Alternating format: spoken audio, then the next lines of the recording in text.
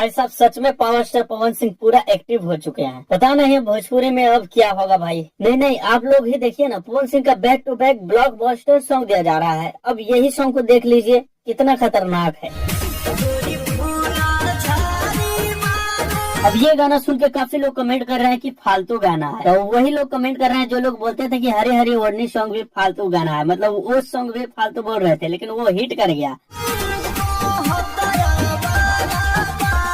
भाई साहब गाना 2-3 बार सुनो लगातार, बहुत मजा आएगा। गाना बेस्ट है। और ये गाना में आप पंडित जी का स्माइल देख लीजिए। पंडित जी प्लीज स्माइल कीजिए। ये गाना बिल्कुल लगन स्पेशल बना है और लगन में बहुत चलेगा। जी हाँ, शादी पार्टी में बहुत चलेगा। और इस गाना में पवन सिंह का फेवरेट डांस भी दिया है।